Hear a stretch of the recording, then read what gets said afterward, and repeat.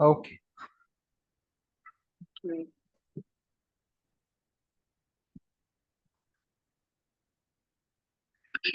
The field of language education is changing at an ever increasing rate.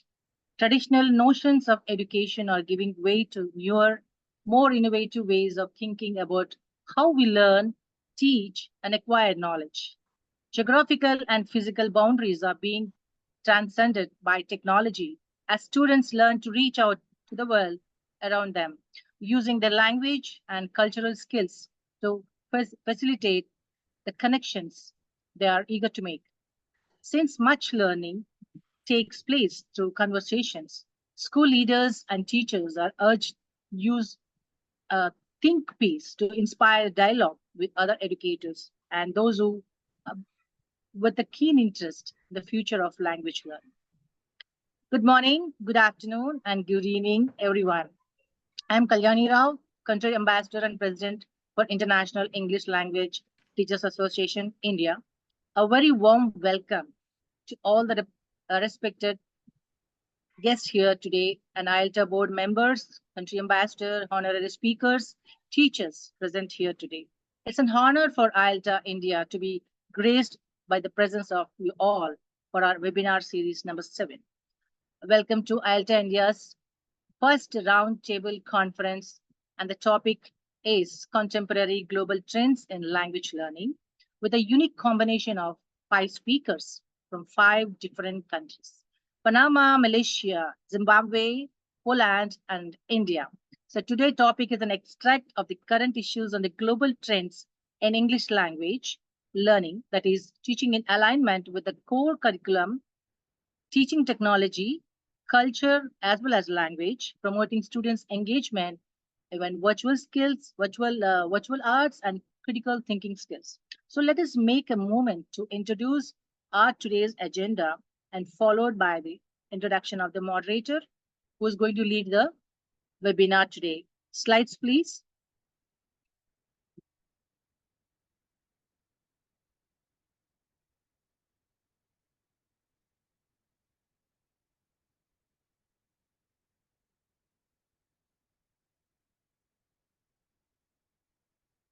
Next slide. Yeah, today's agenda is, of course, I'm going to introduce the moderator, and IELTA International introduction will be there. About roundtable conference instructions and rules will be there. The moderator is going to explain you, and he is going to introduce the IELTA India introduction of, IELTA India speakers of today's webinar, and also the speakers list of expertise topics we'll be sharing, and conference we're going to start. Then today, after the conference, immediately we're going to take a selfie before the question and answer session today, and the small change we have done, and then followed by the reflections of the audience and our board members, IELTA International Board team, and also followed by the felicitations for all the speakers, moderator, and the participants, and then followed by vote of thanks by a special guest today, and then participation certificate will be distributed in the chat box. So kindly request you to be with us till the end. Next slide.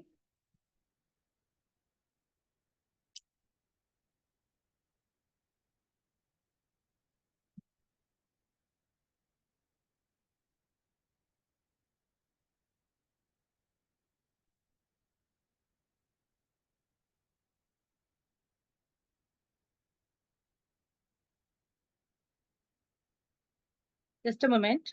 I'm going to introduce Dr. Pradyumna Singh Raj,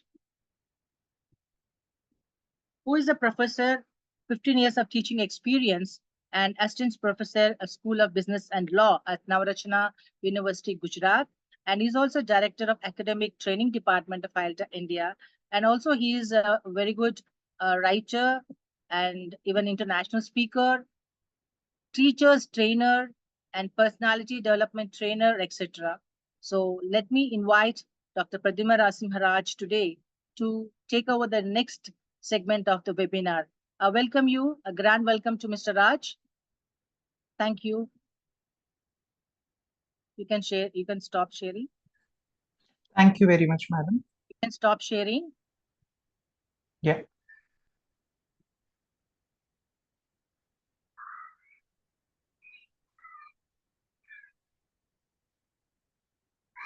Yes, sir. Please continue. Slides.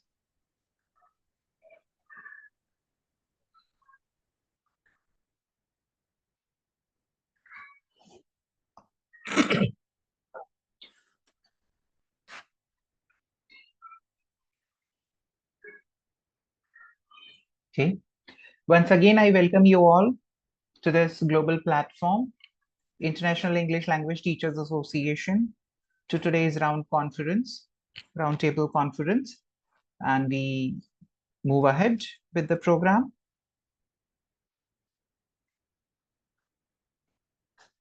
So we can see here that International English Language Teachers Association has been spread to 75 different countries all around the world. And this year's target is to reach 100 countries. And that's how we are going beyond our reach. We are trying to expand it. And this is the way we are trying to help learning community, teaching fraternity to progress further, to know more about English language learning and teaching. Here are different departments that we have in the forum. That's academic department, teachers development, research development, learners development, and international affairs. Moving further, introducing you to board of directors. So we have Dr. Neil from Peru as a president, Ms. Sola from Lebanon as vice president, Dr. Afshin from Pakistan as general secretary, Dr. Glenn from Philippines as academic department director. We have Ebnes Osafo from Ghana International Affairs Department. And we also have Dr. Calrambo from Peru as Administrative Department Director. So on behalf of entire Board of Directors, I welcome you all once again to the forum. So and now moving to India chapter of IELTA, where we have 8 board members and 75 members who have joined the learning community. So here we see our board members. So we have Dr. Kalyani as president. That's myself, Pradyuman Raj, is academic director of training department. We have Dr. Ramkishan Bise, who has joined us as academic director of learning and development department. Dr. Dhanam Sivalingam as executive board advisor. We have Christina ma'am, Ayyappa sir, Vishnu Nair sir, and Dr. Venkat sir, who have also joined our team and looking after different responsibilities. So hereby, once again, to the platform of first roundtable conference. This is as such 7th event from IELTA India, and theme you all are aware of. It's contemporary global trends in language learning. So just to let you know rules for this, we are going to have total 4 rounds. We have different speakers available with us, total 5 speakers. So we will have 4 rounds of questions. In first round, there will be a question asked to each of the resource person or guests that we have. They will be getting 3 minutes time to respond. When 30 seconds are left, so after 2 minutes 30 seconds, there will be a bell, this sort of noise as a reminder that you are supposed to wind up the answer. That's how 1 round goes, and we will continue having round 2, 3, and 4 similarly. So there will be 1 question asked per round, 2 per resource person, and we will be knowing their views on it from their experience, their background, their suggestions from their reading, and that's how we are going to enrich ourselves further. Participants are requested to keep their questions parked with themselves. We can have them at the end. So probably we'll be able to address 4 to 5 questions towards the end of the session. Okay, let's move ahead. So here I take an opportunity to introduce our resource persons to begin with. Okay, so here we have Miss Juliana Itzel Vasco Gonzalez. She is master's and PhD in linguistics from University of Panama. She has been looking after different ESL programs. She is a certified trainer from Canada. She also has a lot of things in her, I would say, a lot of feathers to her cap. She is Microsoft expert, international speaker, researcher. She is associated with IELTA and looking after research work. We move to next speaker of today. So here we have Dr. Azma Abdul Hamid with us. We are fortunate to have her here with us on this platform. She has more than 40 years of experience in the field of education. She is associated with Microsoft as a master trainer. She has partnered with Microsoft since 2015. And other than IELTA, she is also looking after multiple responsibilities on multiple forums, and she has been active participant at many forums. Let's move to our third speaker today. That's Dr. Patricia Gonde with us. Again, we are glad to have her with 30 plus years of experience. She is the deputy head, Luciana Primary School. She has done her master's in education administration, planning and policy. She is into leadership and administration roles since long. She has also pursued the degree from University of Zimbabwe. She is founder of Heartfelt Teachers Network. She is also a founder of Girl and Women Leading Our World. And like other resource person, she is also associated with multiple forums. She is participating into many international events and representing different social noble causes.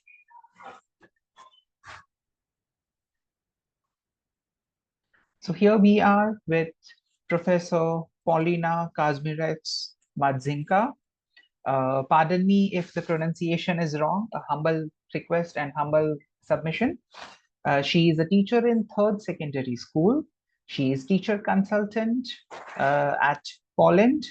She is ambassador of e-twinning projects at Poland. She has worked with multiple publishing houses which are renowned for language educators, which are to be named Pearson, Oxford University Press, and Draco Publishing House. She is head of IELTS Teachers Development Department, and she represents IELTS Poland, and she is country ambassador there.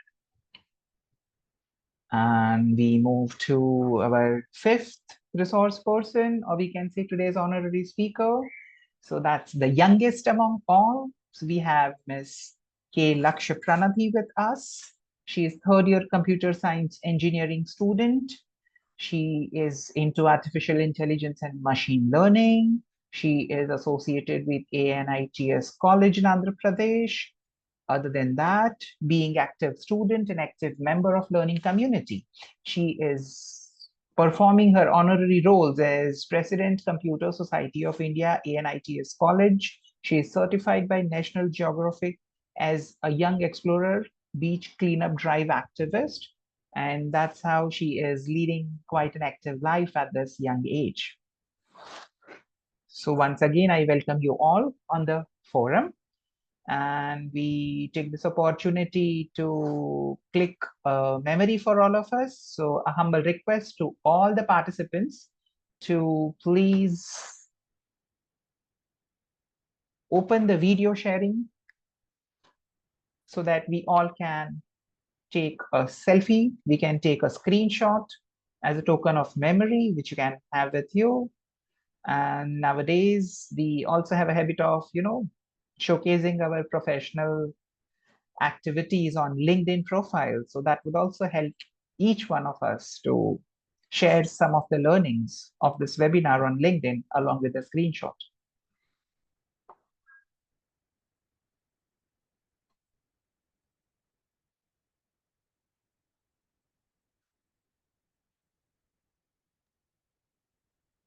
Next slide also, Ramkishan sir. Go to next slides. Okay.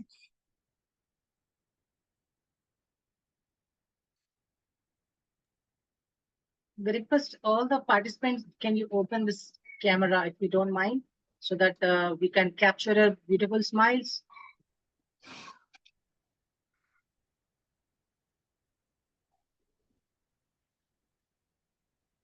Have you done, Ramkishan sir? We can move. Wait. So we need to change the view, ma'am. Then only It's in gallery view, sir. in my now. You can change. You are a co-host.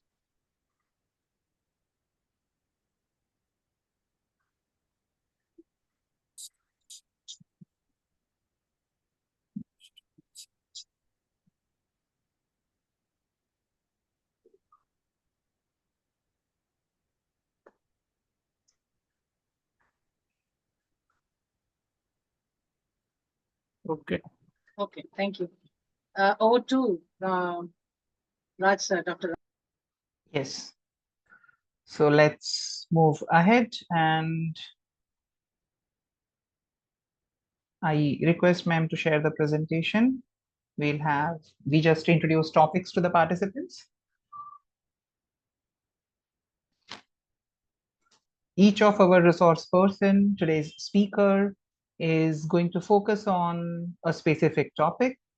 So here in few seconds, we'll be sharing topics with you so that you are aware what sort of questions we are asking them.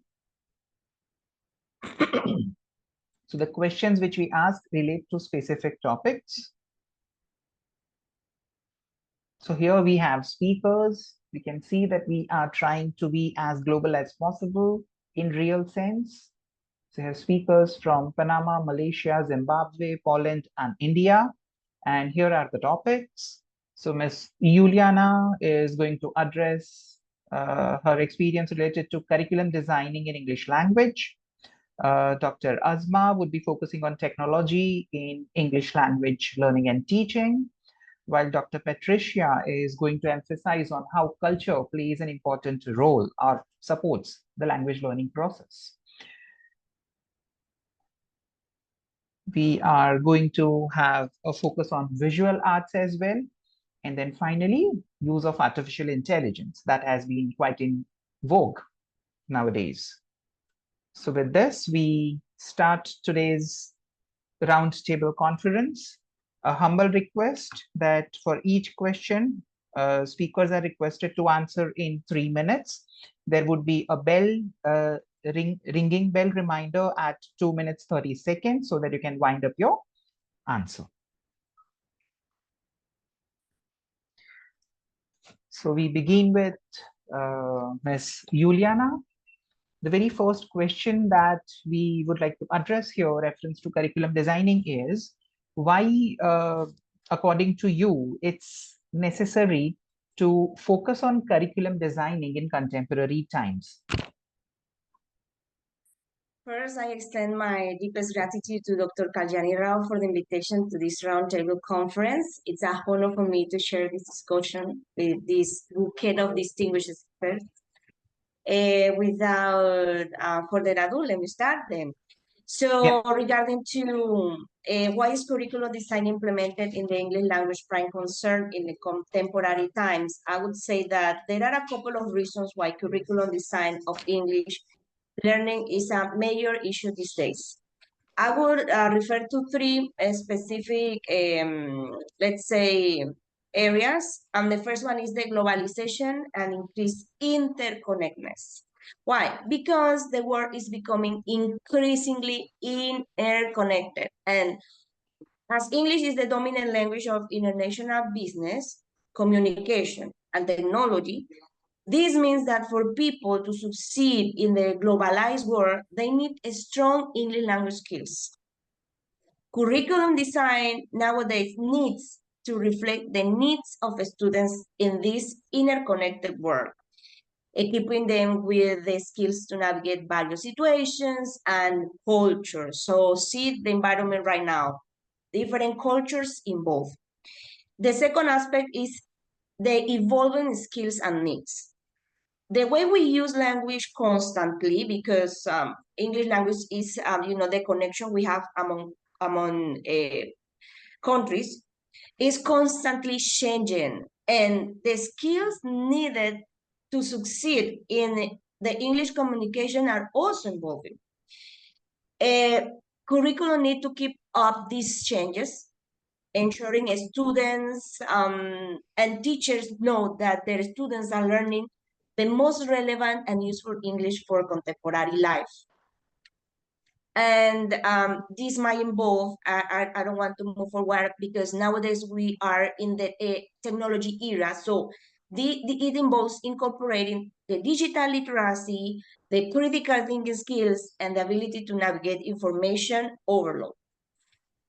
The third and last aspect I would cover is catering to diverse learners. We in our classroom have different students. They possess different learning skills, different intelligences. So let's say that they come of wide range of backgrounds and they have different learning styles and goals, as I mentioned.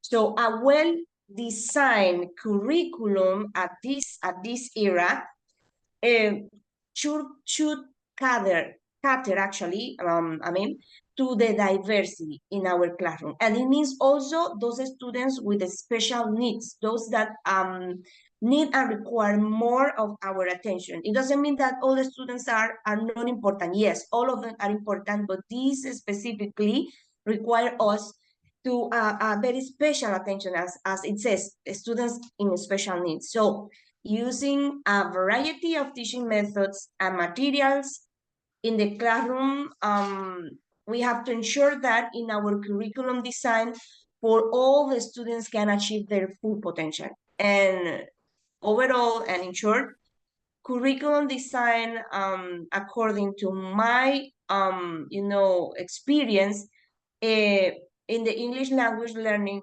is crucial in preparing students for the demands. Listen carefully, the demands of the globalized world. We have to equip them with evolving skills they need to succeed, and ensuring all learners have the opportunity they deserve to learn a second language, as, for example, the English language is. So Okay, I think, people, Juliana, we that's will have to move to next speaker. all right. Thank you very much. My pleasure. Okay, so we move to Dr. Azma now, who emphasizes on use of technology. So I would like to ask you to Dr. Azma that according to you, why is technology of prime importance in the form and the process of language teaching? Okay, thank you very much, Dr. Raj. Very good evening, good morning, or good afternoon to everyone on this call today.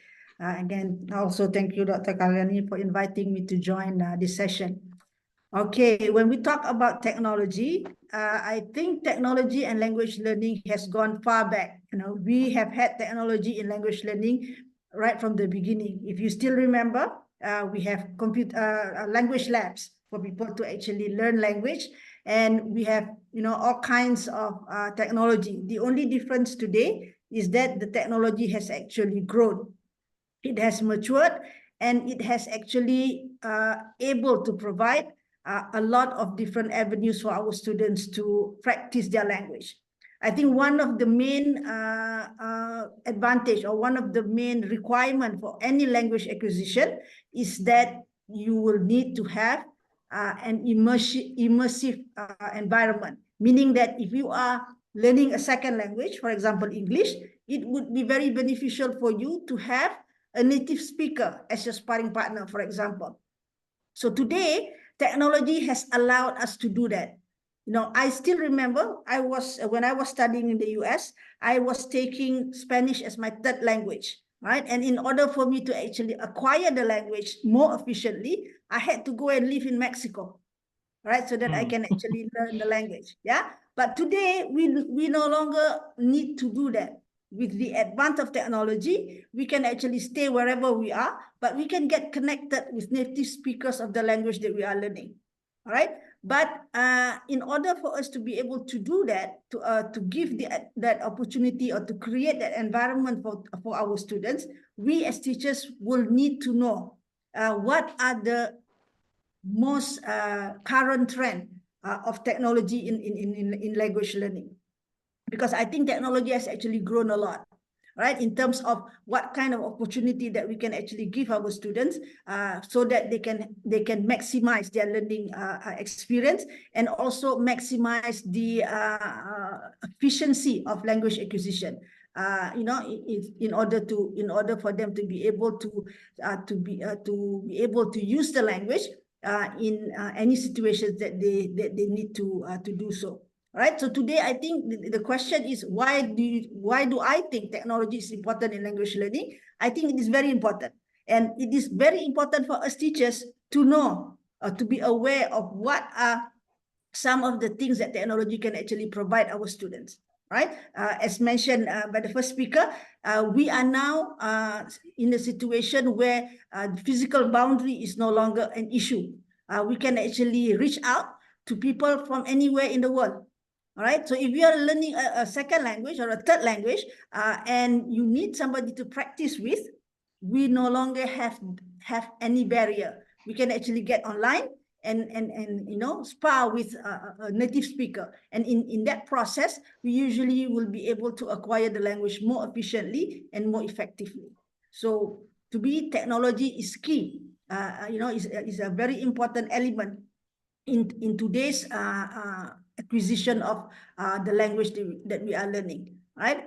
In addition to that, you know, I think some of the other speakers will be talking about cultures and things like that. So technology is the tool that can actually help us, you know, expose our students to all of these elements that is actually necessary in order for us to acquire language, the language proficiency, right? If we cannot bring our students to Poland, we can actually bring Poland into our classroom. If we cannot bring our students to India, we can bring India into our classroom. That's absolutely right. Right? Okay. Thank you, Dr. Razma. Right. We move to our third speaker, Dr. Patrika Gonde. So here we would like to understand from your point of view that why is cultural exchange important in language learning? Thank you so much, Dr. Raj, for that question. I hope you can hear me. Good Yes, morning, clearly. good afternoon, and good evening to all viewers across the globe. Thank you so much, Dr. Asma. When you talked about going to Mexico because you wanted to learn a language there. Yes, cultural exchange is quite important. It's a powerful tool, especially in English language teaching, as it provides our students with authentic and meaningful opportunities to use the languages in real world context. So when our students engage in cultural exchange, they are not only practicing their language, they are also gaining skills, insights into the customs. They are also gaining insights into the traditions and perspectives of people from different backgrounds. I can testify that I am an advocate for cultural exchange, because now it's not only learning in the classroom. We are not taking learning only English in the four walls of the classroom, but we want our children to navigate, especially now that we are living in an interconnected global landscape, and the importance of cultural exchange cannot be overstated, because we see that cultural exchange, it serves as a bridge that connects individuals from diverse backgrounds, fostering a mutual understanding, respect, and collaboration. And then, for example, myself last year, I went with students to different parts of the world. I was in India, I went to Agra, I went to so many parts of India with my students, despite the fact that, yes, we live in Zimbabwe, we are Shona speakers, but because we can speak in English, we're able to connect with our many people in India. And now you can see that the transformative power of cultural exchange through personal experience of my students I embarked with.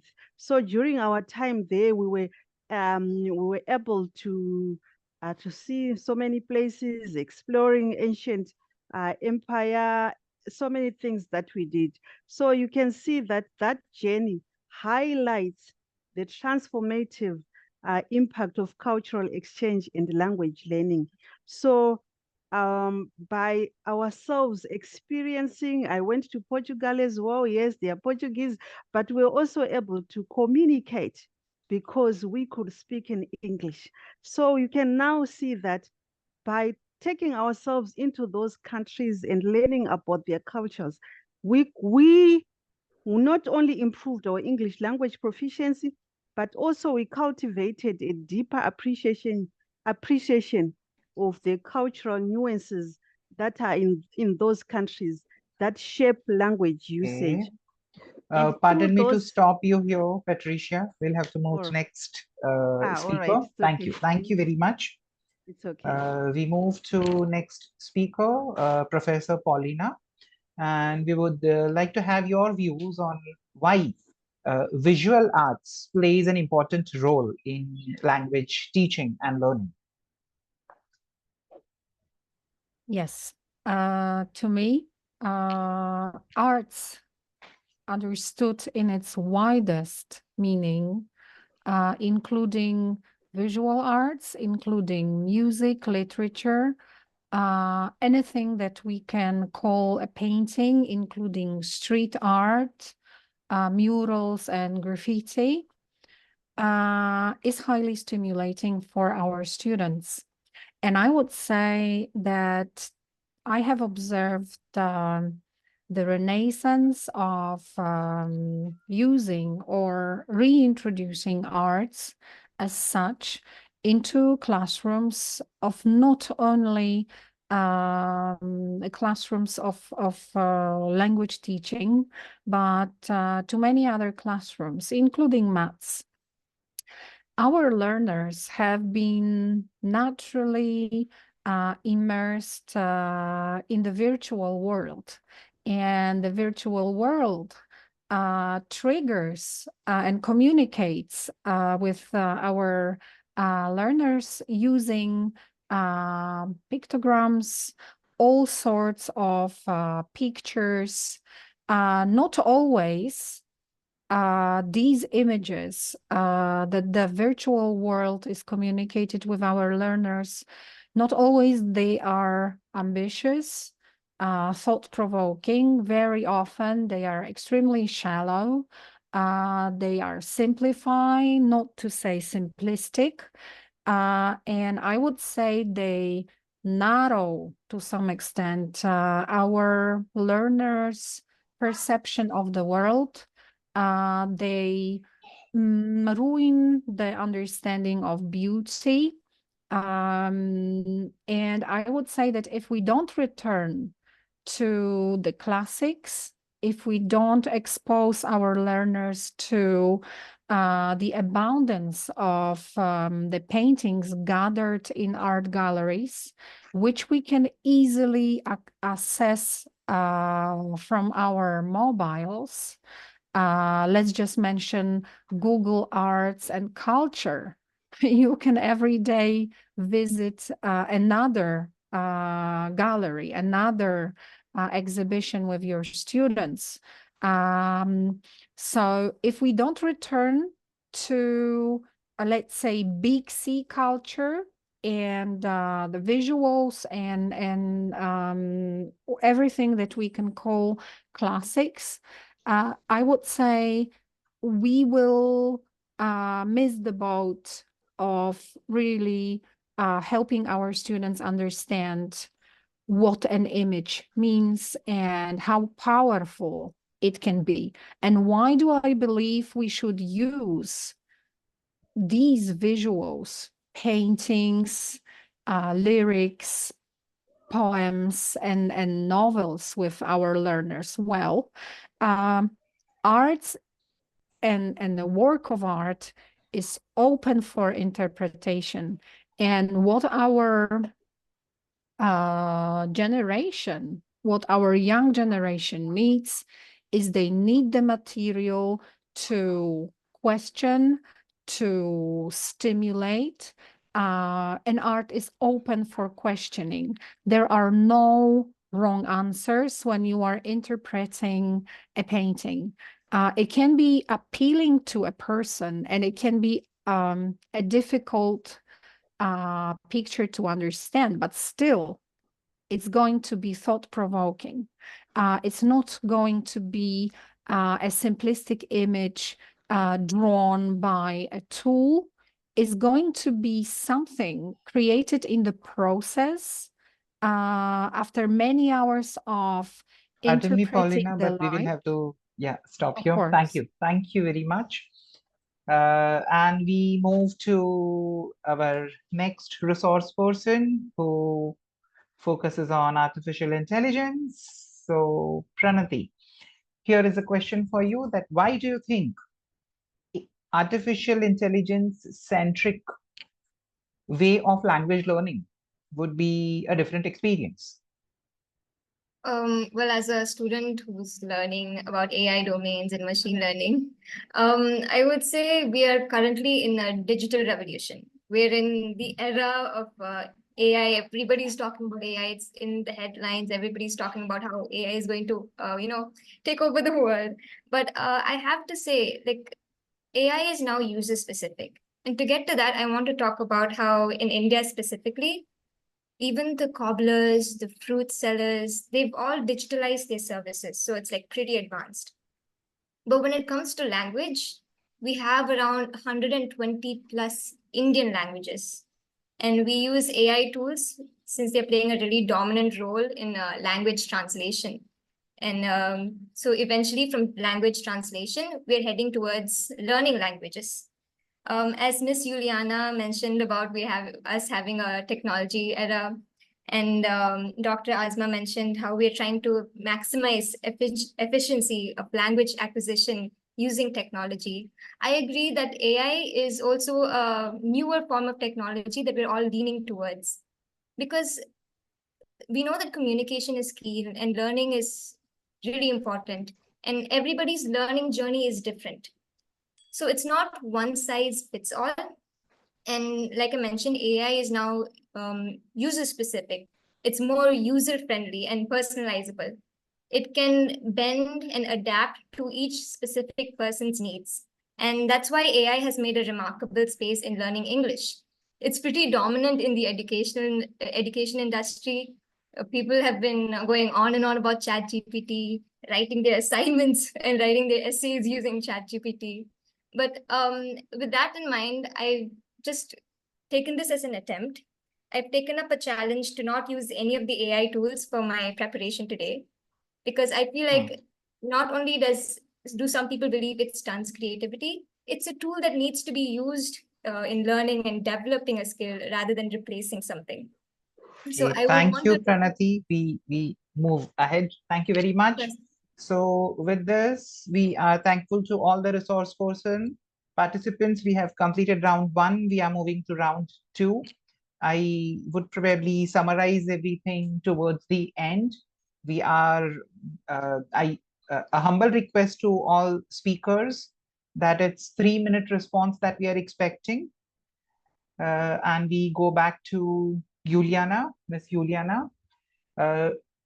Now, being very specific here in round 2, I would like to know from your perspective, what do you think are 2 challenges in curriculum design nowadays faced? My mic, all right. Well, in this case, implementing a well-designed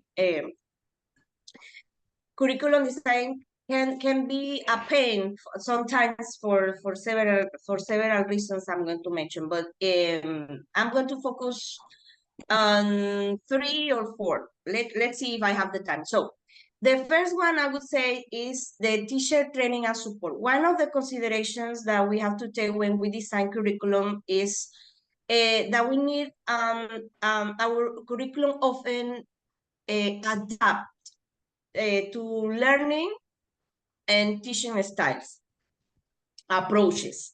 So this can be difficult if teachers haven't received that proper training or ongoing support in implementing the new curriculum effectively. The second point is the resource constraints. Curriculum relies most of the time on a specific learning materials, yes?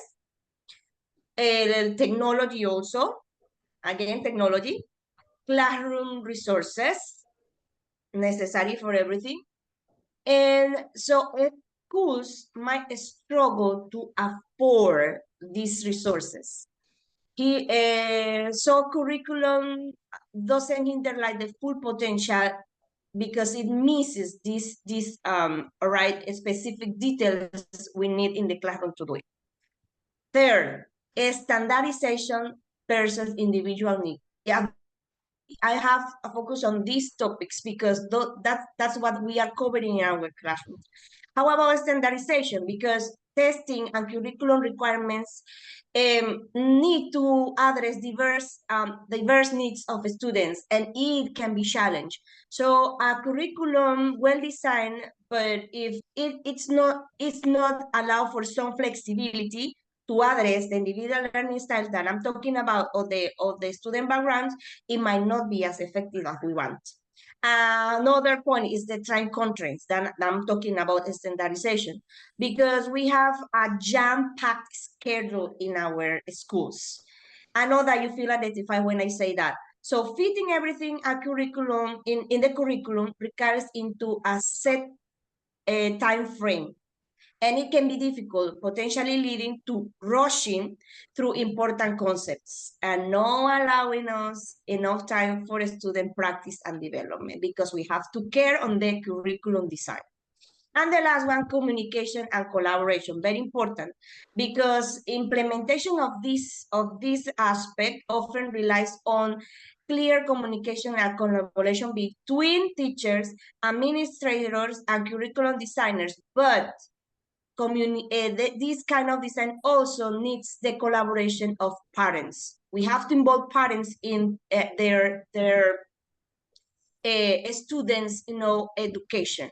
So thinking and hearing about them also, it's very important, and this is an aspect that we are taking out. So to resume, these challenges require ongoing professional development for teachers, and then necessary resources, fostering collaborative environment, and checking in time frame for this to be successful. Thank you. Thank you very much. We move to second question of second round to Dr. Azma. So we would like to know from your point of view, like what are the problems faced while implementing the use of technology in language learning or in classrooms specifically? Maybe just two problems, not more. Two prominent ones. Yeah. All right. I think some of it has already been mentioned by Juliana. I think the most important challenges when we talk about technology is the technology itself. All right. If we are looking at teaching and learning situation, in overall situation, usually if you are in the urban area, the challenges is not that bad, right? But if you go deeper into the rural area, then you will see, the technology itself is actually the what do you call it, the obstacle or the stumbling block in us trying to use the technology in our language learning situation. Right? For example, the devices, the internet connection, all of these are required in order for us to take advantage of technology to the maximum, right? And the speed of technological change is also a challenge for us. Yeah.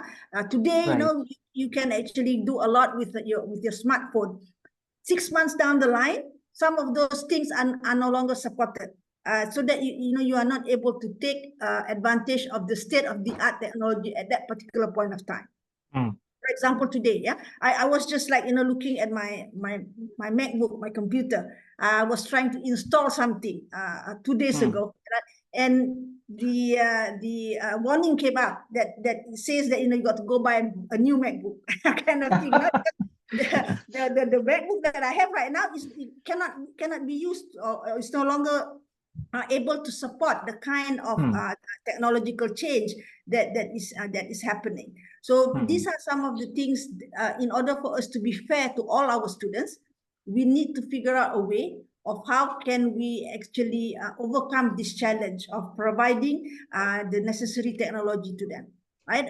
Like I said, there are situations where it's not a problem, but in general, those are some of the things that needs to be looked into in order for us to actually take full advantage of technology in helping our students learn. Because to me, a technology is only useful if it helps in the teaching and learning process. Whenever I look at new technology, I will ask myself, will this help me as a teacher to teach? And will this help my students as a student to learn?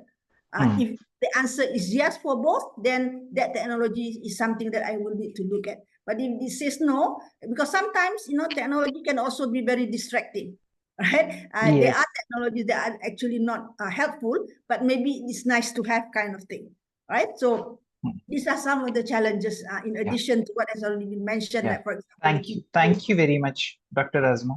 Most welcome. Indeed, these are the problems that we all face nowadays in our classrooms. Okay, to Dr. Patricia, we would like to know from your end, do you think that it's easy to practice language teaching through cultural exchanges, and why? Yeah, thank you so much for the question. Yes, we know that the benefits of cultural exchange, yes, they might be undeniable, but we also acknowledge and address we have some obstacles that may impede the effectiveness of cultural exchange and language learning. For example, I can say that the cross-cultural communication is one of the problems that we might have, especially with the problem of language barriers. I've always experienced it with my students. The school that I am at, it's a Portuguese school. So we always face those problems, differences in communication styles that we have, and more so, the cultural norms can also pose those significant hurdles for learners, especially who are seeking to engage with other students. And then we also have a problem of logistics and practical challenges, like what the former speaker said about resources, especially sometimes we need to be in that place. So we need to plan for it. Yes, technology brings us some of the cultures that we do in Portugal, some of the cultures that we do. Sometimes you need to be on the ground for the children to see, for our students to see. So those challenges, especially in organizing these cultural exchange programs, can be so tiring, and they can also disturb our planning. And then we also face a problem of cultural misunderstandings, especially when you're coming from another area, going to another area. It can also affect your main goal of language teaching. Thank you so much. Thank you very much. Indeed, technology helps as well as it brings new problems. We move to Professor Paulina.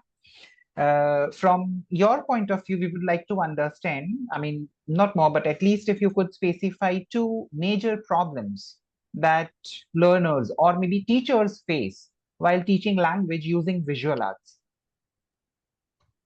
Okay. I would say that we should start with the choice of the content you are going to use in your lesson unit. So just to select the content or to pre-plan what you are going to bring to your classroom, or where you are going to drag your students virtually or in person, to which museum or which film you are going to watch with them. This is the basic thing we should start to select carefully, because sometimes it's too bold we have to take into consideration the age and then sensitivity of our students. Or sometimes the choice can be too childish, too shallow for them. So it's a miss in both cases. And point number 2, that many teachers, it is the reason why many teachers say no to integrating arts in their classrooms, and there is the huge denial to wasting time on wondering what to bring to the classroom. This is the lack of expertise. It is extremely time consuming to really know what the painter meant. So you have to analyze the era it was created in, and you have to analyze the epoch, you have to analyze the trends. So you should be the expert yourself. Thank you, Paulina. And a special thanks for being too direct and too short. We move to Pranati now. So Pranati, according to you, what do you think from students' perspective, being on the other side of the table? What problems do students face when AI tools are used for teaching them the language? I see. So personally, I am someone who enjoys writing. I write poetry, I write stories, I love to write my own songs, and I make podcasts. So I've also experimented using AI tools, but to like finish my homework on time. Back then, it was a pretty like brand new thing. ChatGPT was new, and I was bold enough to use it a few times on my homework. But I never dared to use it for my podcast because that just takes away the fun of, expressing something in my style. So I couldn't get into the practice of relying on AI to write for me, to write my songs, because not just me, but most of us, we like to thrive in originality. We want to be individualistic. We want to be like ourselves. So the things that we write are reflections of ourselves. So that's one of the main reason why I feel like the new trends intersect with learning language would be a prime concern, because we're losing originality and we depend on generative tools. The second thing is artificial intelligence is only as good as the data it learns from. When we depend on generative tools, whatever we ask it to generate, an essay or an article, it's based off of thousands of different essays and thousands of already pre-made texts and data. So it's pretty much just shuffling through and trying to create something new out of something that is existing. All right. Thank you, Pranati. Indeed, these are the problems that even I see my students facing. Okay. So with this, we end round 2 successfully. Thank you for your cooperation and wonderful coordination that we have. We move to third round. And here, the third round emphasizes on experience sharing. So we are back to Miss Juliana. We would like to know maybe your one experience where you faced some issue in curriculum design and how you resolved it. All right. Well, here I would like to say that here in Panama we have a very specific, let's say, or particular situation.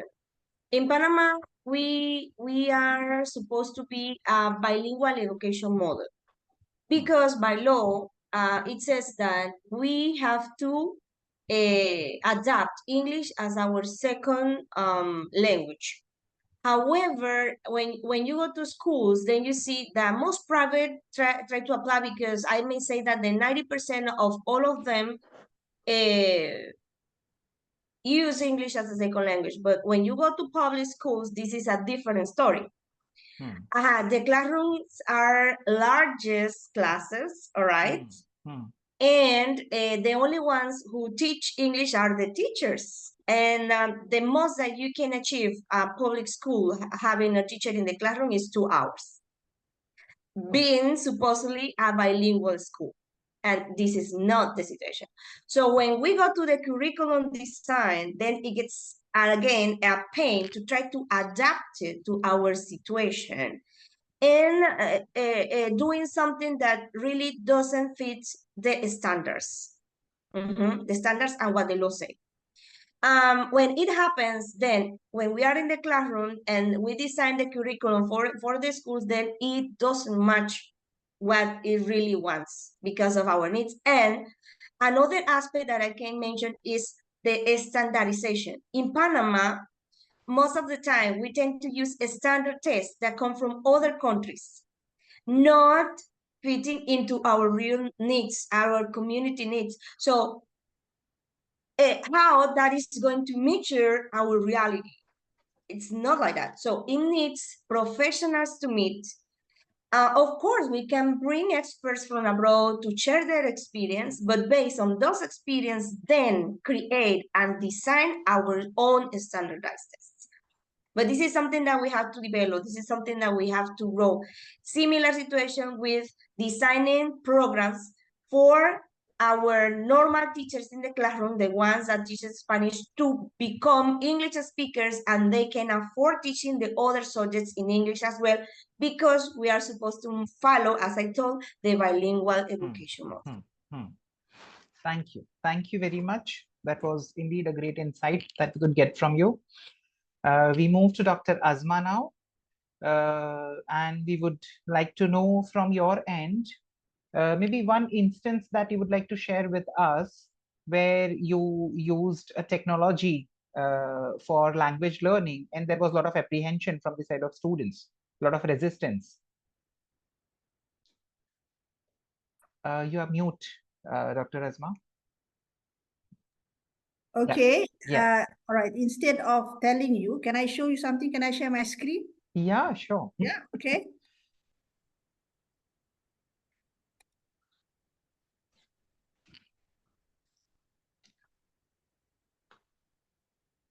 Hang on.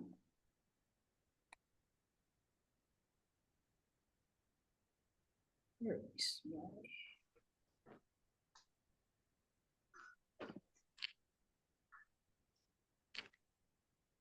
Oh, wait.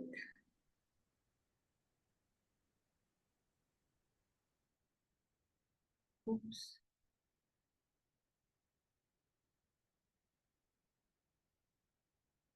Right. It's coming.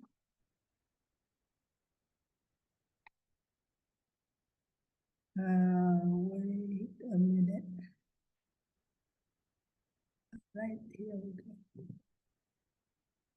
Okay, this is an example of AI aided language learning. All right, if you are not familiar with a browser called Edge, no, those of you who are using Microsoft, you know that the Edge browser. All right, if you were to use the Edge browser, it is already a tool, an AI tool embedded in it, which is called Immersive Reader. All right. So to me, this is actually a very, very good tool for language learning. Number one of the features in the immersive reader is to read aloud, right? So when you all right. So if you are getting your students to actually learn how to read or how to pronounce words using the immersive reader read aloud function, they can actually listen to it and learn on their own. So for example, if you have a class of actually a lot of students, 40 students per class and whatnot, this is one way to actually personalize or customize the language learning for your students. All right. In addition to that, we also have in the immersive reader,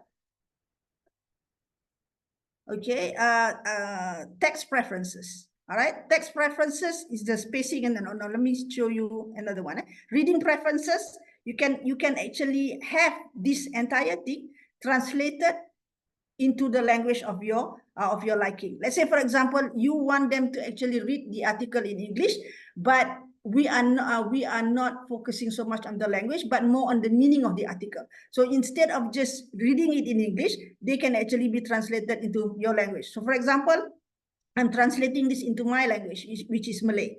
right? So you can actually have the best of both worlds. You can get the students to learn the language by listening to it and pronouncing it and whatnot. And you can also get the students to understand the meaning of the entire thing by using the translation features of the immersive reader. Right? So these are some of, this is an example of how technology can actually be used to enhance the language learning experience of our students, especially we are all second language learners, right? So things like this can actually help our students acquire the language more effectively and efficiently. So this is just one example of how technology can be used to do that. There are many more. We were talking about AI. AI is, you know, one of the most important, one of the most popular thing about AI is the ChatGPT or the Copilot and whatnot. But there are so many other things that are already being used, embedded in the tools that we have that that can actually enhance the teaching and learning process of our students. Right. So this is just to show you one example. If you want to talk about more, you know, probably have another session, right? But so this is an example that you can actually rely on when we talk about language learning for our students. Right? Thank you. I completely recon with you. This is indeed a good feature. Thank you, and request you to stop sharing. Yeah. We move to next speaker now. So from Professor Dr. Patricia, we would like to have one experience from your end where you used cultural exchange as a tool for language teaching, and maybe what exactly was your experience, but be crisp, maybe 2 minutes. Yeah, thank you. All right, thank you so much. Let me just mention some of our students from the high school. Every year, our students have the opportunity to travel to the United Kingdom as part of their literature studies. Why they do that? During this enriching trip, they immerse themselves in the birthplace of Shakespeare and maybe his iconic stories. By visiting all those historical sites. They attend theater performances and engage in interactive workshops. And from doing that, our students also gain a deep understanding of Shakespeare and literature and the cultural context where exactly it happened in the UK. So these annual excursions not only brings the pages of classic works of life, but it also fosters a love for literature and a passion for learning that extends beyond the classroom. And for primary school sector, yes, like I mentioned, it's a Portuguese school. It can also be done if you want to learn English. Our students also has got that opportunity as part of our school's cultural exchange program, where they can also visit countries like Portugal and learn more about their culture whilst they are also learning their language. So those are some of the examples that I can give. Thank you very much. Quite eye-opener, I would say. So then in that case, to Paulina, the question, I mean, the answer is quite similar. We can see here, it's again, which relates to visual arts and visiting things. But Paulina, I would like to know from your end, so far your best experience of teaching language through visual arts. You are mute, I think. If you don't mind, I will share my screen and I will try to be really yeah, sure, quick. please go ahead. But this is what I think is going to really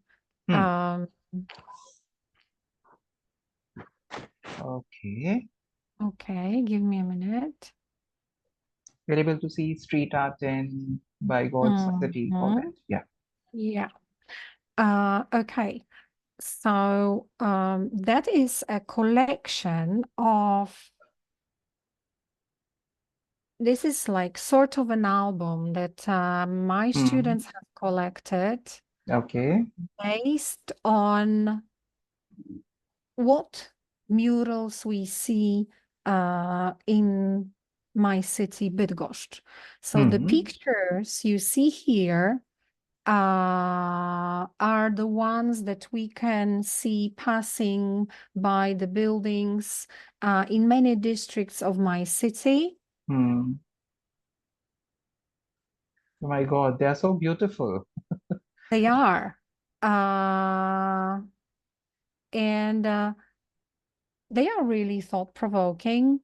And I'm showing you that collection on purpose so that you can see how different they are. Some of them are wrapped around some political events. Others are based on some books, and still others relate to just everyday problems that people have, Environment. or Yeah, environmental issues. And right. this collection has been created by my students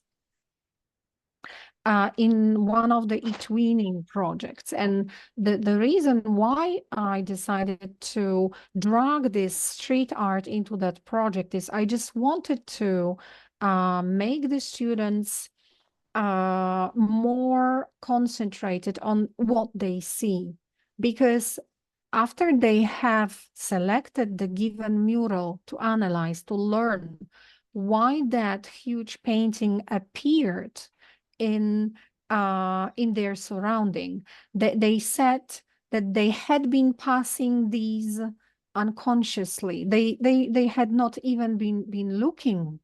And it turns out that there is a huge message, and some artist is just like shouting this message to their ears.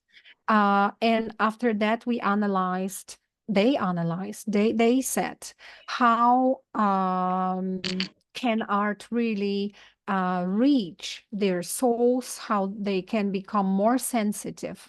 So I feel that that was one of the best examples of how to use what you've got around. And very often it turns out to be art. Because these murals have been created, some of them appeared 15 years ago, others Okay. this year. So, and the students were not aware they had been passing them every day. So I think it was highly thought-provoking, and the students enjoyed it. And we also asked other members in other countries to do that same collection. So actually we have collections from various cities in the world. I can also imagine, from the side of a teacher, when we get something like this to evaluate, it's not just interesting to teach and learn, but also interesting to evaluate. It is Okay. investigation. Some of them went there, took pictures themselves. So these are not the pictures taken from the internet. Very true. Okay, thank you very much. This is motivating us also to do something real world, bringing in real world situations to classroom. Yeah. Okay. Now we move to Pranati, our fifth speaker. Pranati, I would like to know from your side that have you ever recommended any of your friends to use any AI tool for language learning, or maybe any friend recommended you? Also in our labs, in our college labs, we're indirectly using AI. So Okay. we have tests where we put on headsets, we listen to somebody pronounce a word or a sentence, and we have to record ourselves saying the same thing, and we get scores based on how good our pronunciation, how accurate or how good our pronunciation is. So that is one way we've already been implementing it in our college. But one thing I heard from our juniors, for their communicative English subject in class, the teacher asked them to use Hello History, which is an AI app for them to chat with historical figures like Mahatma Gandhi, Queen Elizabeth. So basically, that AI is fed with historical data, and each person or each chatbot is programmed to respond like that historical person. So they communicate, chat with the person, and then they have to write a report or give a presentation in class, a group presentation. So they've used AI, this AI app, to make their English classes more interactive. So yeah, these are two little experiences. Wonderful, wonderful. I'm surely going to explore this.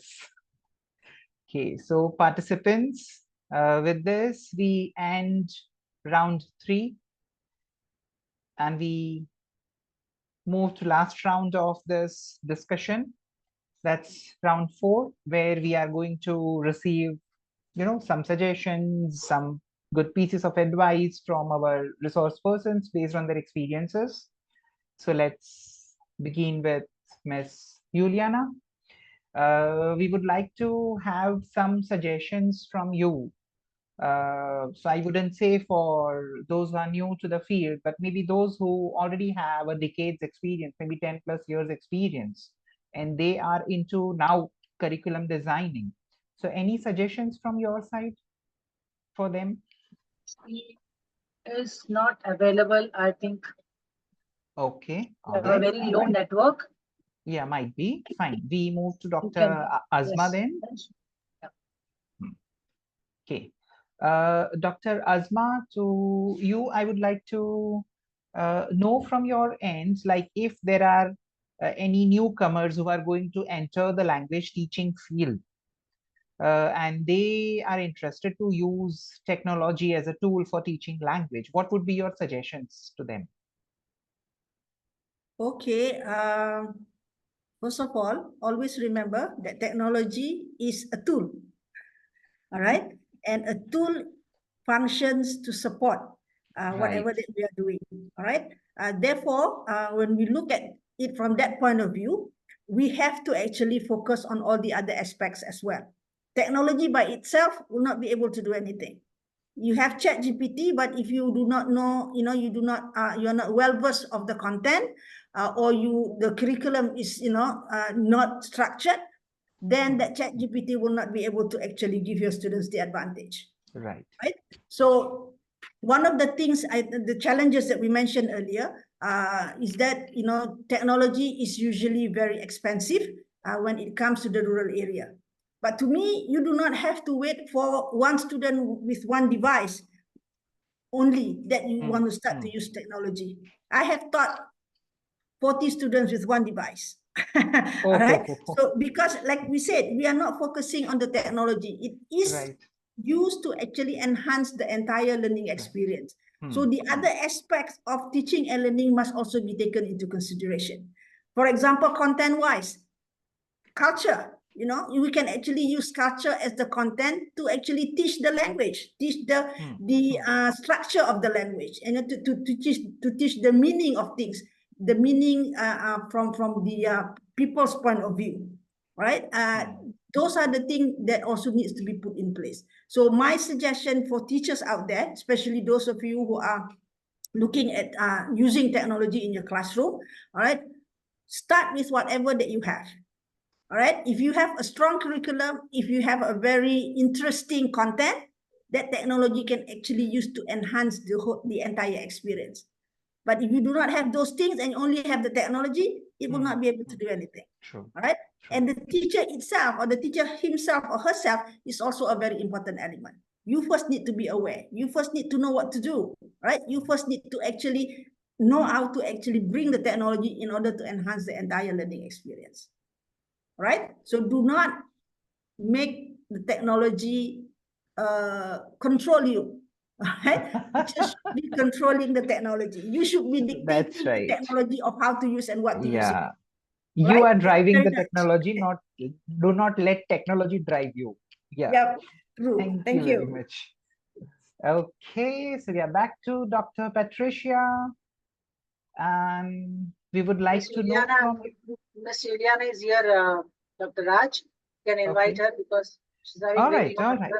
Please finish. Glad to have you back.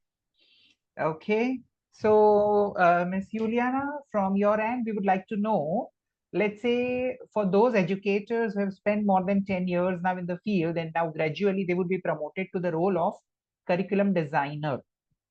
So what suggestion you would like to give them?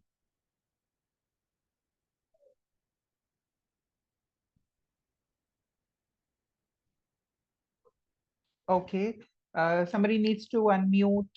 Yes, Juliana. now. Yeah. Now, Okay. as I left, I apologize. You know, I No, no, just wrote absolutely them. I fine. have some Yeah. problems, some problems in the connection. All right. So my suggestions in general, as covering all I have been explaining and addressing to you, is first. Focus on practical application. For example, as Professor Asma mentioned, she mentions two aspects. So integrate real world scenarios and projects into the curriculum. We need the students being exposed to real life situations, so that when they go to the work and the job they have to apply for in a future or so far, they have the experience, at least in the classroom. Embrace technology. Again, with Professor Asma, I agree with her. So utilize online resources, interactive tools, educational apps to supplement learning, but be careful with that also, because we have to try to cater different learning styles, as I told you. Promote active learning in the classroom, but in this case, in the curriculum, it has to be, you know, designed to promote active learning in the classroom. Getting away from what memorization is and go to the real world communication, all right? Students having the word to communicate their ideas, to have a very critical thinking and reflect on specific problems that they are facing and how they can solve them. Take into consideration the diverse learners and the way they learn. Remember the different ways learners achieve knowledge. So this has to be involved and adapted in the curriculum design. Professional development also for teachers. Actually, it's only we think about students, but how about the teacher? We teachers need to be very prepared in the different aspects that education nowadays involves. So I'm talking a second language, for example, mostly for those in public schools. Community involvement. This is an aspect that it's really necessary, and it goes by hand with culture. So how we can immerse culture in our classroom is we don't approach our community members. So community members have to be involved in this, mostly the students' parents also. Assessment and feedback, which is very important in a curriculum. It's always good to evaluate, to assess. Beyond using standardized tests, so utilize a variety of assessment methods that gets the student to the real world experience. So in different areas of language learning and including speaking, and of course, that the time frame allows teachers to cover other things that not only material and planning in the classroom. Thank you. Thank you very much. So now we move to Dr. Patricia. Yes, I'm here. Okay. So from you, we would like to have some pieces of good advice for educators who would be trying cultural exchange as a tool for the first time in their language classroom. All right. Thank you. Thank you. Like I said, this needs a lot of planning to take place. I'm happy that some of the speakers were talking about real world experiences.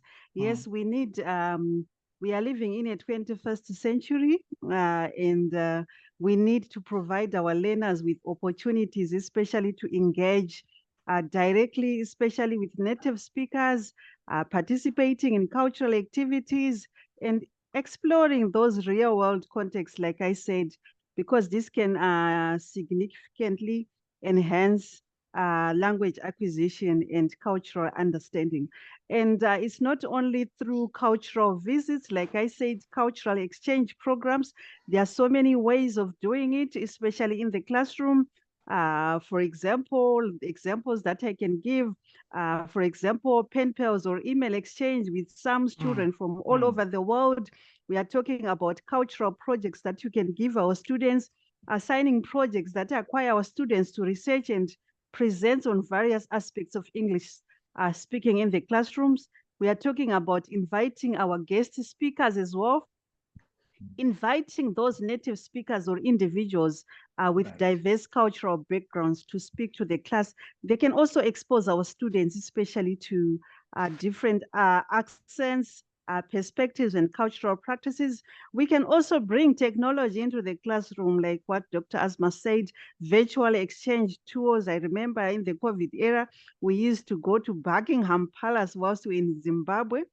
And so participating in these virtual exchange programs that pair classes from different countries. I know that some we do e-twinning for collaborative projects or discussions. This can also offer our students with different cultural and language learning experiences. Then we can also do those cultural immersion activities, for example, organizing activities. For example, in our school, we do have so many cultural activities that we do each and every term, cultural fairs, food tastings, celebrations of English-speaking countries, holidays can create also a fun and interactive. So by incorporating all this cultural exchange into English language teaching, our students can it can help our students develop not only their language skills, but also their intercultural competencies, empathy, global awareness, as we are living in a globalized world. So this can make language learning more engaging, relevant, and very impactful. Thank you so much. Thank you. Thank you very much, Dr. Patricia. And we move to Professor Paulina. I wish I could have been a student attending your classes, Professor Paulina. Okay, so I would like to have suggestion from your end. Like if somebody is trying this form using visual arts as a tool for language teaching, what do you think should be the don'ts that person should be aware of, the teacher should be aware of? The don'ts. Yes. The don'ts are, I would say, well, you cannot walk on the thin ice yourself if you want to be perceived as an expert in the field. So you should know the basics yourself. So if you are choosing the content, for instance, because we've mentioned the content to be problematic, and I would start with looking for the material that is close to you, that you understand, that you feel that you can help your students really grasp the meaning of. And then I would also ask you to be open to your students' suggestions. So you can also start by analyzing the lyrics of the songs that they listen to. And ask them to convince you to use them as your playlist in your leisure time and test if it works for you. In one of the projects, I have created a playlist, international playlist created by the students. And now we are in the process of voting to select top 20. There are about 5 countries involved. It has taken us about 5 months to collect first national playlists. Then the students have created the Google form where they put all of the titles and the musicians. So now we've been in the process of voting. But what a curious thing was about selecting these national playlists was the fact that they shortlisted the songs that my parents loved, that I love. I remember dancing to them as a high school student, and they say they love the original versions, not the covers. So you can learn that actually some work of arts are time resistant. The message is clear, and it has been clear for many generations. Probably, very likely, is going to be, because these are masterpieces. You are dealing with masterpieces, and you should be open to the masterpieces your students have to offer, because they are also sensitive. So that's why you shouldn't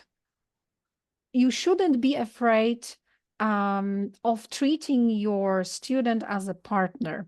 That is the don't. Don't try to be the boss, because when you are dealing with arts, you have to stay open-minded. Thank you. Thank you very much.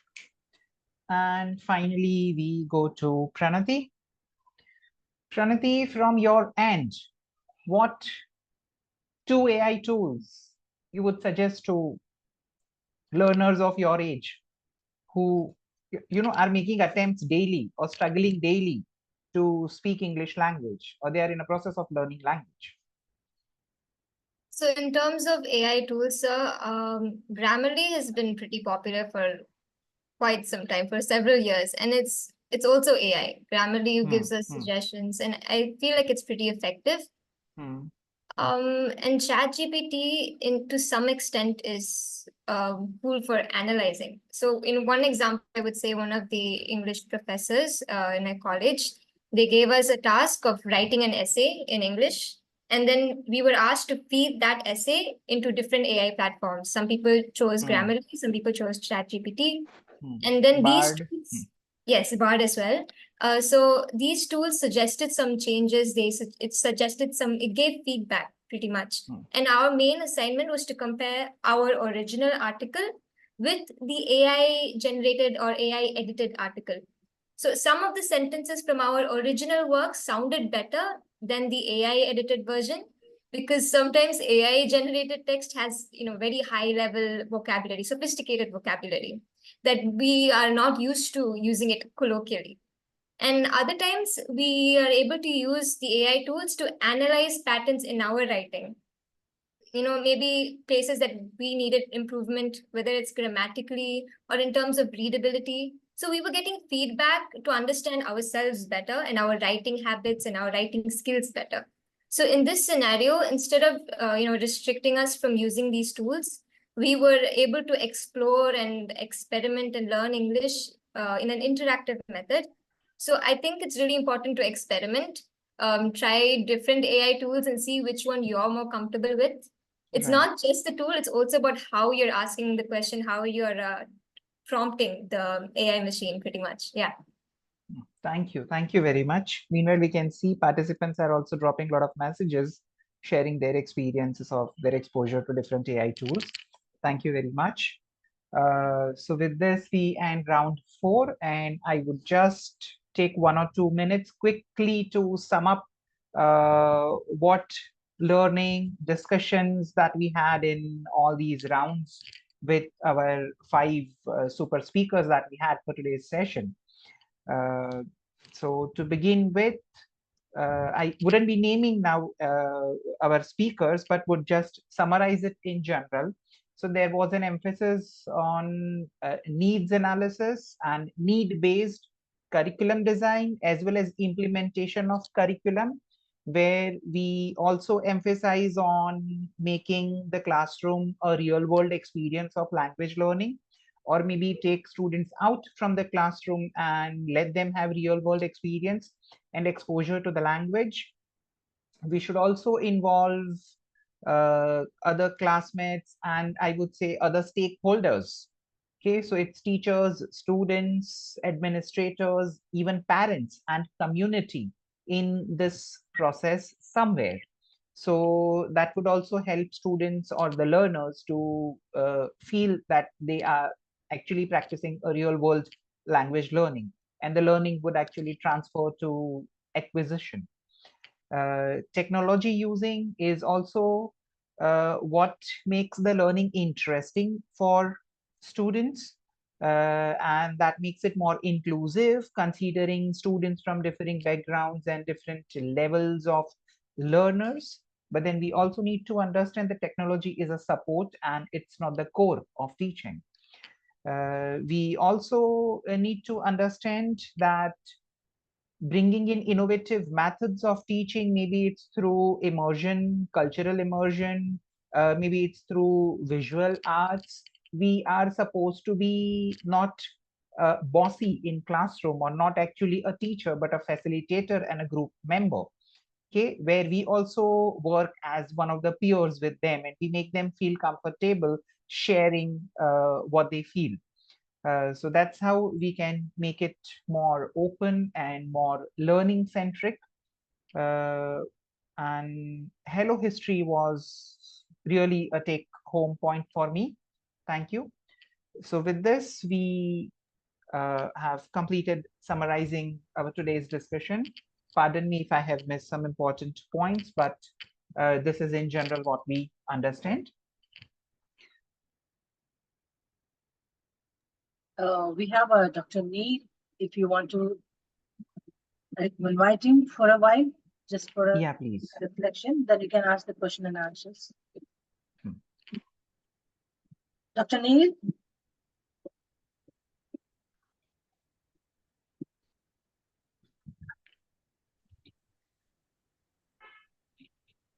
Hello, Dr. Kalyani. Can you hear me? Yes, you're audible. Yeah. Oh, so Yes. sorry. I cannot speak so much because I'm traveling now, but I am here with you, Thank you. listening to the different viewpoints of the marvelous speakers who are here with us. Well, congratulations to all the speakers. You are very, very professionals, and your ideas are very wise ideas, and I am taking notes of your ideas in order to apply into my classes and to share with my teachers.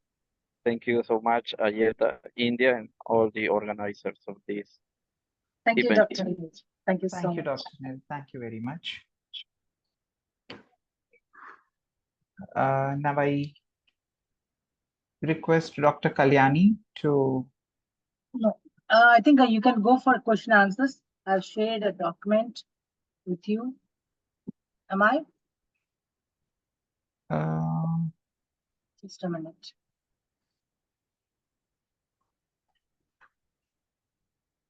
Meanwhile, you can ask any one of the speaker. I think I would like to invite Dr. Suresh. He is a professor of Anits College, and he was given some suggestions for AI. If you can give one or two lines about the outlines. Dr. Suresh, are you there, sir?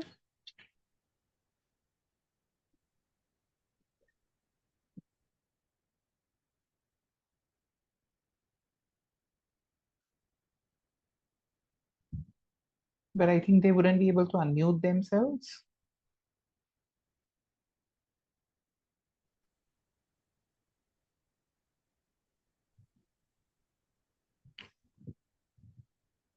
They can unmute. I have given the option. Okay. Anyone want to share the reflections?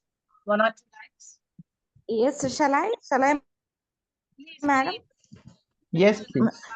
Yes, I'm Dr. A. Satyafani Kumari instead of Dr. Suresh Kumar. I want to tell my opinion about all these discussions. It's a very effective discussion. So many points are covered, and especially cultural transfer. I like that concept very much, and how the speakers, they have shown their culture and how they motivated their students to do such type of drawings, and they want to share their culture with other people. I really appreciate. And I want to tell some more apps we generally use in our college to motivate our students to learn English language perfectly, along with Pranati. And those apps are Story Maps app, and another one is PlantNet, iNaturalist. And these apps, they teach the students to know about our atmosphere, weather, climatic conditions, and global warming. And by using this planet app, the students, they can understand how we are spoiling our nature and what are the steps so we have to take to safeguard our planet earth. And next, if we want to improve the language skills of the students, some more apps are there which are really helpful to our students. And the app is Story Maps. In the Story Maps also, the students, they can share their experiences, and they can write their own stories, and after that they can check their stories with other apps. In such a way, so many apps are there, and we can use in a creative way those apps in the classrooms then the students, they can improve their language skills. That's my opinion. I congratulate you for conducting this wonderful discussion, and all the speakers, they spoke very well. Thank you for giving this opportunity. Thank you very much. Okay, we have Patron Soro raising hand. Okay. Good Yeah, please. afternoon, everybody. Good afternoon. Please go ahead. Okay. I would like to thank you for this opportunity. I appreciate the conference, and what I have to keep in mind is what Dr. Amza said. We don't have to let technology control us. We need to control technology. This is what I keep on saying to colleagues and other people. Today, technology is necessary. Without technology, we can do nothing. This is what I have to say. Thank you again for this opportunity, and see you for other conferences. Thank you, Patron Soro. Do we have any other participant who would like to share his or her experience, or maybe would like to ask a question? Yeah, you can go for the questions because time is up. Some countries it's late night for Dr. Asma. It's night 12 o'clock Right. almost. Right. All right. So I think we can go ahead with facilitation, madam. Questions, sir. You just forward. So many people have forwarded questions. Just check the chat box. Okay. Just giving you. Meanwhile, I'll first go to the current questions. I'll give you the past one.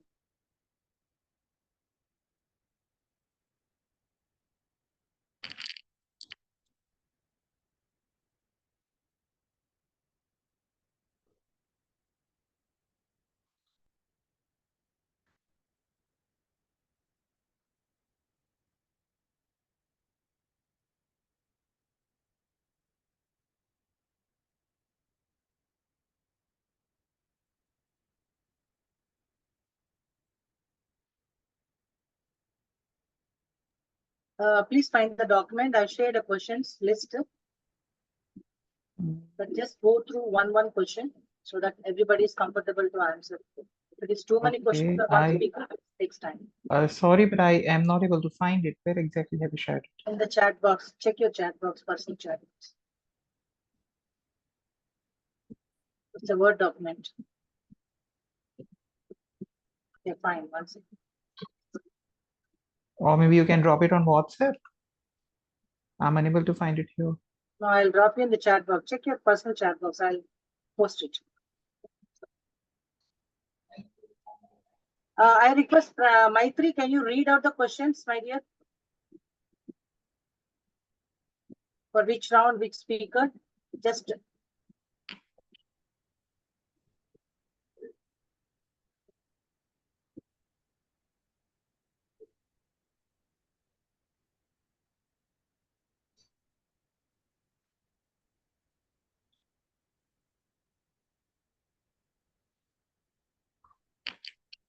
Okay, all right, I found it. yeah. Okay, so we have question from Salman Rajput.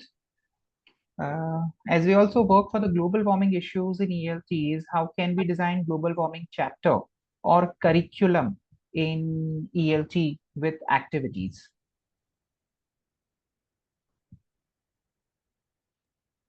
So that question is from a curriculum, right? Yeah. He's asking about global warming.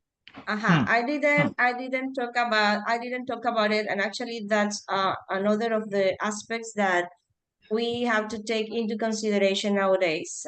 But I mentioned the ones that are ongoing and current situation, which is technology and stuff. But global warming is another issue that is covering over our world with the several problems that exist.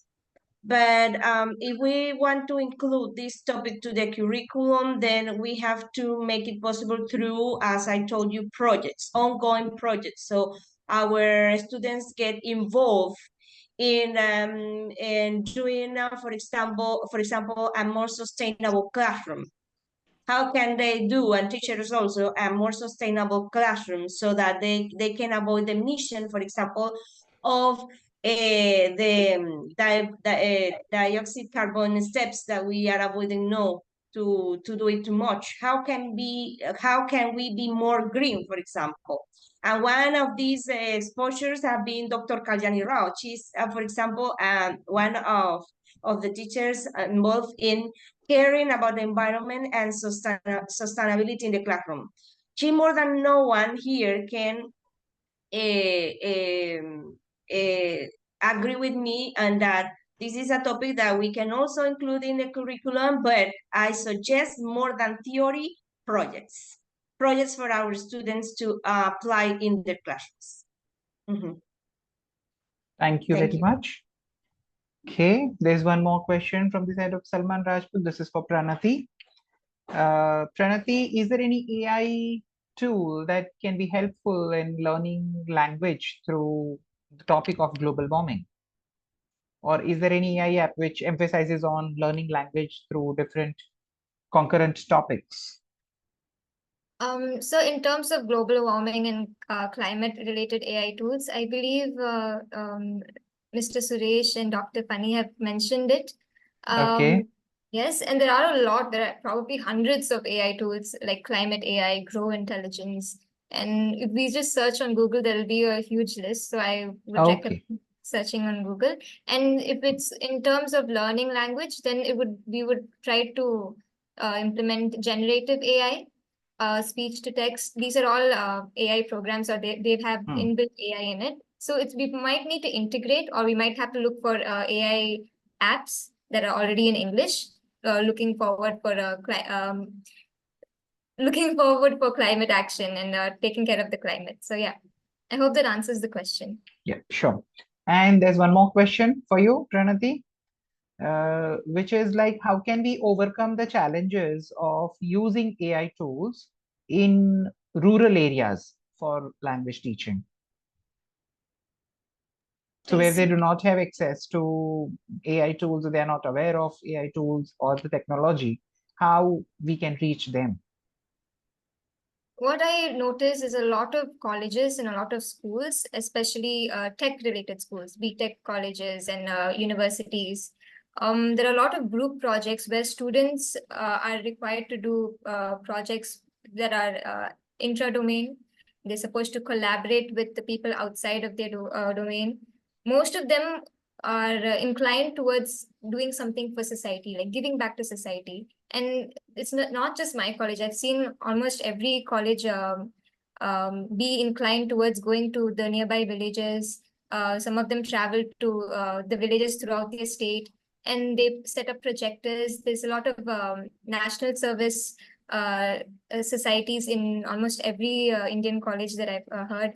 So they're all trying to give back to society, and especially technology related, like BTech colleges, they want to integrate their projects and provide it free of cost to villages and schools in villages that aren't really in a financial state to buy technology. So they also go down there and take courses, teach them how to use technology, how to use Google Meet, how to get into virtual schooling. So these are things that I see have already been happening throughout India.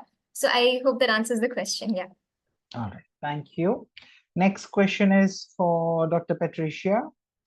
So the question here is, how can we address the matter of cultural shock in language teaching classroom? All right, thank you so much. I think as educators, it is important, especially as educators, to incorporate activities that promote cultural awareness and sensitivity. For example, role plays, case studies, group discussions.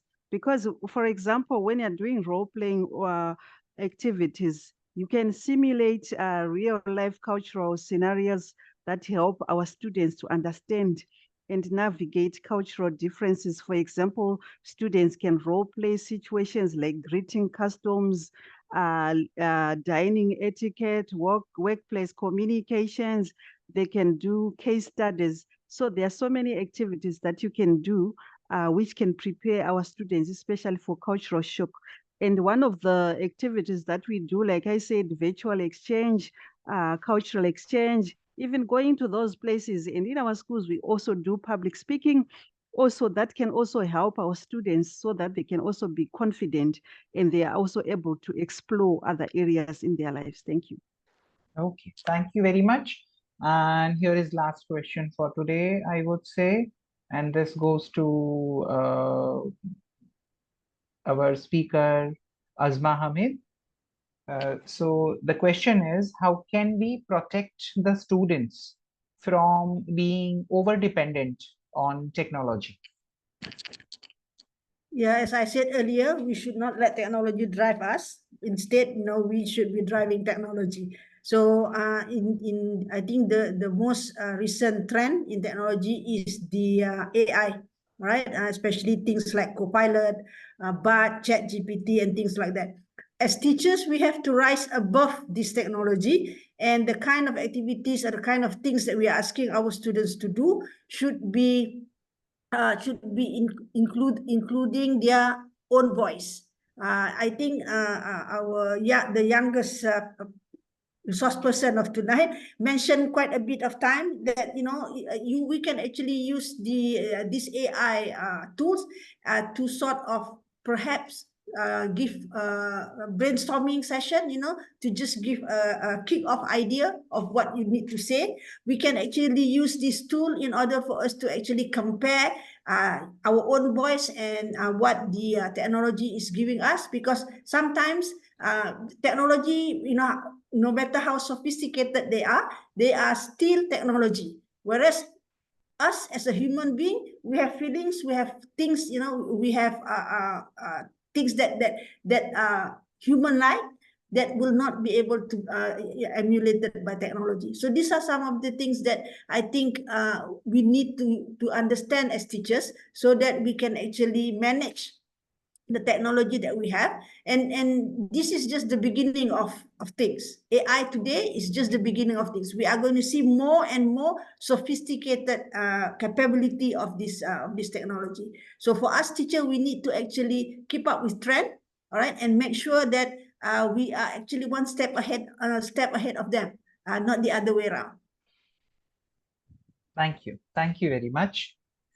So with this, we take the program ahead. So Kalyani madam, can we go for felicitation now? Yes, sir. Yeah, all right. I'll share the screen.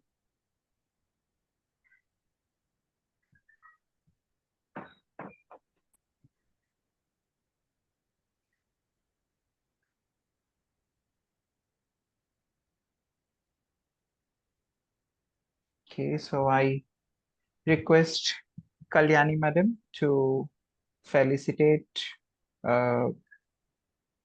today's speakers with e-certificates. Yes, sir. Before I just move for felicitation, I can't stop myself. I should share something. As a country ambassador of IELTA India, I would like to share my gratitude to IELTA board, country ambassadors and speakers, and all the guests here today by thanking you all for attending our webinar series. And today you made us proud. We know you are incredibly busy on this Saturday weekend, but we are very happy that you took time to join us. We are looking actually forward for your valuable suggestions and even your valuable presence in the upcoming webinars of IELTA India. And I would like to thank especially to you, Raj sir, being a moderator and academic director of training department of IELTA India. You have shared incredible thoughts of this topic today, and you added essence and flavor to our webinar and made it a grand success. I'm thanking. A big applause to you, sir. Before I wind up, I want to say this. And also, I would like to thank our respected speakers, Juliana, Dr. Asma, Dr. Patricia, Professor Paulina, and even my dear student, Ms. Pranati. And they've done a wonderful job today with amazing and it's phenomenal sharings from them on their expertise areas. And I thank the back-end support from Dr. Ramkishan, sir. our training department, our L&D department, and even Miss Maitri, our young researcher, were all supporting me in this webinar to make it success and bring all the information in front of you. So the back-end support also, I'm just people also I'm saying thanks for me. And of course, my sincere gratitude for Nirmala Devi ma'am for giving us the technical support, even though she's from country of Malaysia, and she helped me a lot. And I would like to thank all of you for giving us the best time, and you given us shared a lot of information to us. Instead of we have shared information, you are also exchanged, and so many questions are maybe unanswered. Please post us to the ieltaindia.ambassador2022@gmail.com. We will forward to the respected speakers, and then we'll reply to you based upon their answers. And now I'll be going to speaker certificate. Please change the slide, sir. Speaker number 1, Miss Juliana. I can say she's a very nice person, which I know from IELTA India. I would like to thank you. Congratulations for giving your best today in recognition of your exemplary delivery of knowledge transfer and countless presentation skills as our honorable speaker during IELTA India's first round table conference under the webinar series number 7, titled as Contemporary Global Trends in Language Learning, held on 13th April 2024, Saturday, virtually. We would like to thank you for your kind support and for sharing your valuable time with us. We highly appreciate your presence, knowledgeable insights, energetic interactions with our audience and inquiries, enthusiastic cooperation, and engaging participants with your outstanding deliverables. We are really honored to have you here, Ms. Juliana. Awarded this certificate on 13th April 2024 via Zoom, signed by Dr. Neil Arvalo Alcantara, President of IELTA International, and Dr. Glenn P. Costanzo, IELTA Academic Director, and it's me, Dr. Kalyani Rao, IELTA India, President of India. So we would like to honor you with this certificate. Congratulations. Next slide. Dr. Asma Abdul Hamid, it's late night for you. I'm really sorry for that, but still you are awake and made us so much, giving us your positive vibes. Thank you so much. The same content over here. So I'm just giving you a quick thanks and gratitude from my heart. Accepted, though you have a festival time, you've given your precious time for us. Thank you, Dr. Asma. Thanks a lot. Next slide. Dr. Patricia Gonde, you're an Australian right now, but still it's the early morning, 4 a.m. onwards, you're sitting and given your best time to us, and even the cultural exchange programs and whatever you experienced, really you have shared us with us. Definitely we will look forward being a expertise exchange programmer. We will come back to you again on different program. Thank you so much for giving your time. I think you can have some rest now. Go to bed for some time.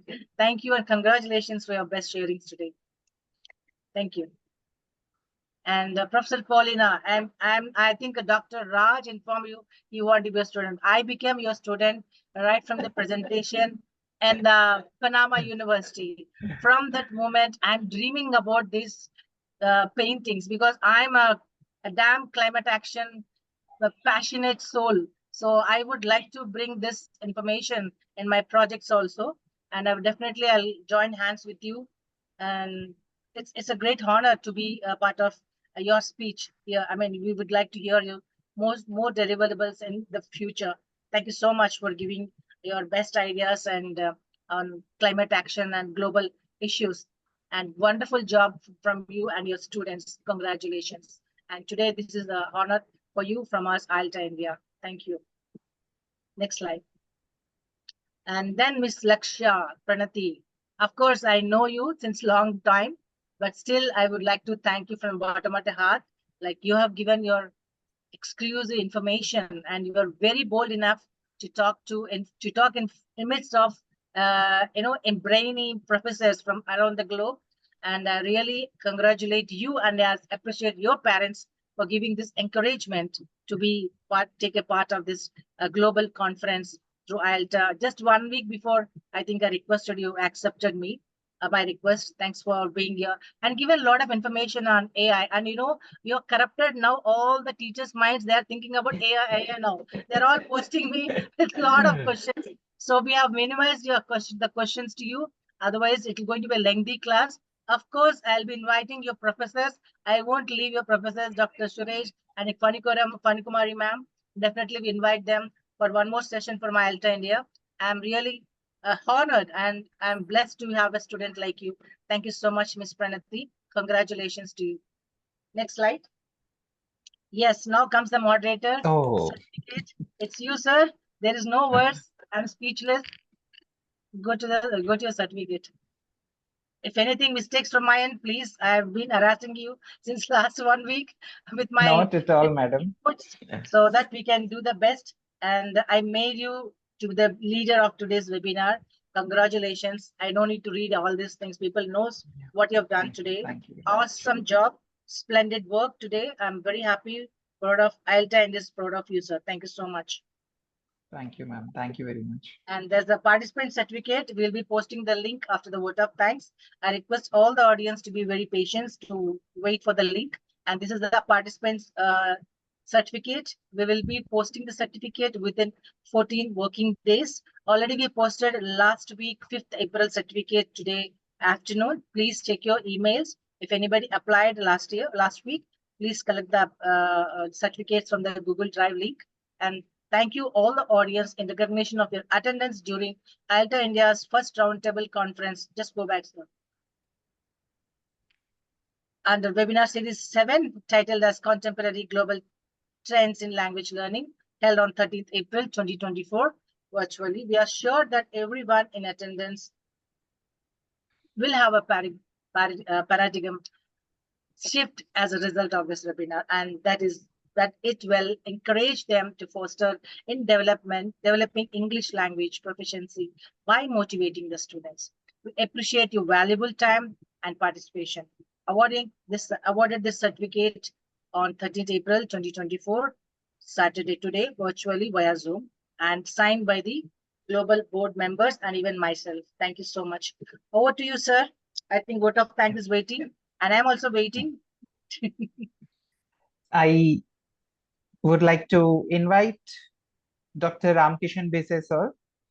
He is Academic Director of Learning and Development Section at IELTA India.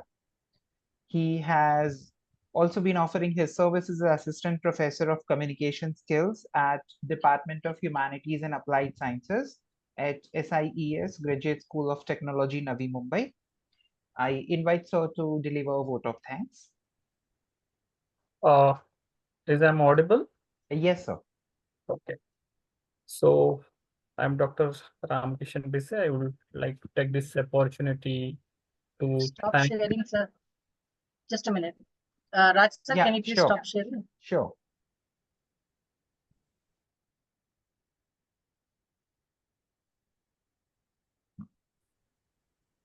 So I would like to take this opportunity to thanks to all the participants, the speakers from who had joined from all over the world.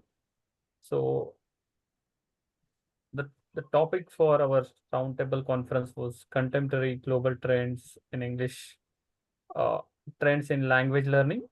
So first of all, I would like to take this opportunity to thank Mrs. Yulina from Panama, then Dr. Ajma from Malaysia, Dr. Patrika Gonde from Zimbabwe, Miss Professor Polina from Poland, and Miss Laksha Praniti from India. She is the student.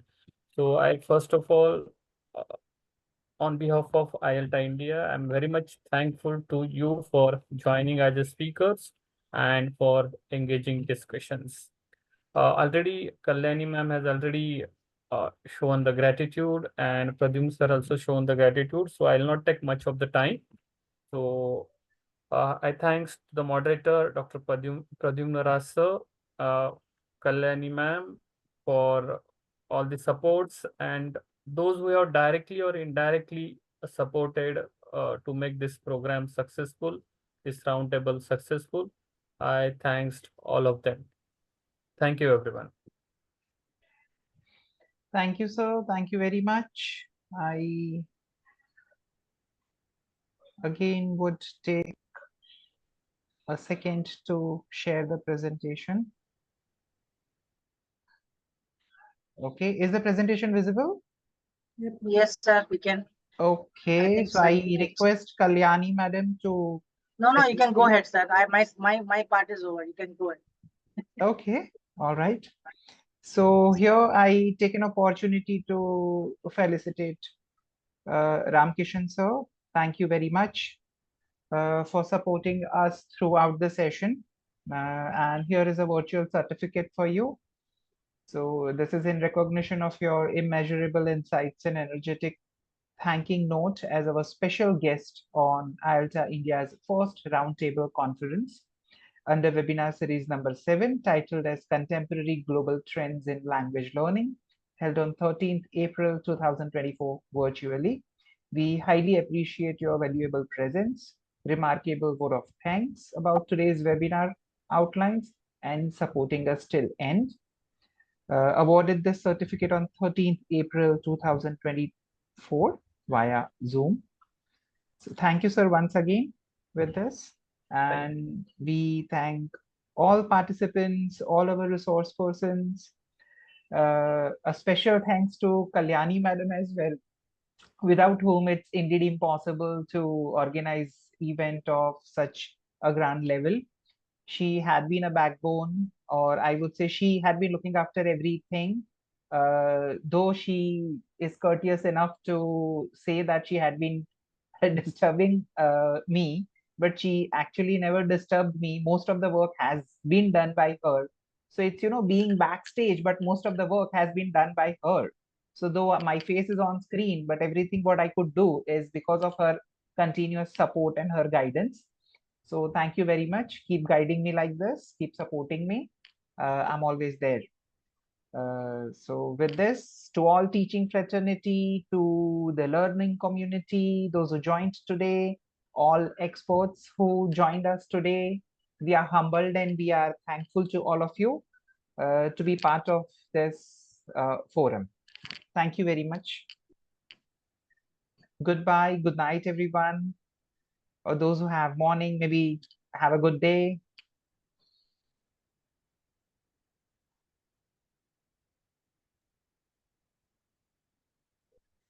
Sir, be on the line. Yes, sir.